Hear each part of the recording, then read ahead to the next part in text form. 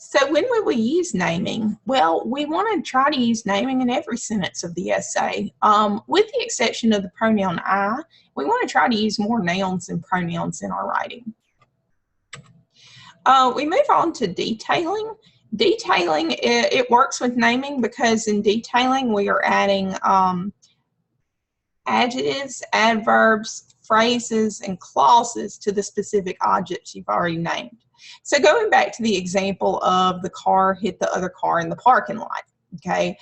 We just don't like it. It's not detailed enough. But the gray Toyota Corolla heading east hit the black Dodge Ram going in the opposite direction in the Walmart parking lot in Madison, Mississippi.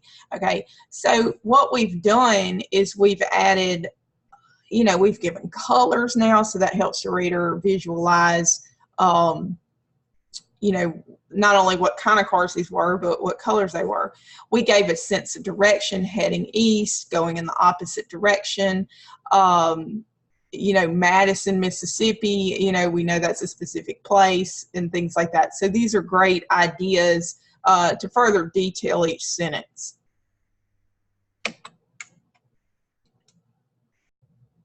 Okay, so what we have here, I got to clear my drawing, excuse me. Okay, I'm still getting used to this format. Okay, so what we have here, we want to look particularly, this is also on page 19 in the bookshelf textbook. It said, it just shows some detail. When I got back to the Snoopy section, I took one look at the lines in the the cashiers, and knew I didn't want to wait 30 minutes to buy an item worth less than $1. Okay, so she gives the name an item right here, but she details it more by saying it's worth less than $1. Or the Snoopy section, instead of just saying when I got back to the section, she details it with when I got back to the Snoopy section.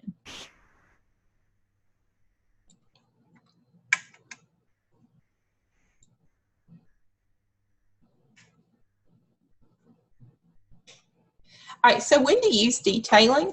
You want to include detailing in most of the sentences of your essay. Detailing helps the reader have a visual image of what you are narrating. Our last technique is comparing. Comparing is a lot of fun. You compare what you are narrating to something a reader might be more familiar with. So that's a good descriptive technique.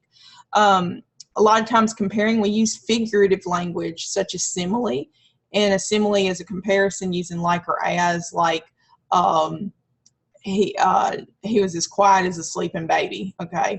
Or a metaphor is a comparison that doesn't use like or as and is not meant to be taken like literally. So this bad example I have is, it is hot as Hades out here. Why is this a bad example? It is a simile, it's using as, but this analogy is overdone. So when we use analogy, we want to make sure we're making up our own analogies and being creative with them, because figurative language is creative writing. We don't want to do things that we've heard over and over, like it's like raining cats and dogs. That's uninteresting because it's used so much. But a better example might be this metaphor down here. On this particular summer day, the gates of hell opened up and breathed fire onto the state of Mississippi. We know Mississippi wouldn't literally catch on fire in the summer. Well, maybe not, but we know. But this is a metaphor that just details just how hot it is in Mississippi in the summer. Something we can probably relate to pretty well right now. All right, and then of course we have our calling home example from chapter 2, and she doesn't have a whole lot of comparison techniques, but she has this one little simile right up here. And if you go to page 21 in bookshelf, you'll be able to see it. But it says, this is after she's gotten arrested, and she's about to have to call her parents and things like that. And as she's getting arrested and put in the police car and everything, she's kind of thinking about what's happening to her. And she says, indeed, I viewed what was happening to me as if it were a movie. So she's comparing she's using that simile, comparing her experience to something like being in a movie. And so that's how she uses her comparison technique.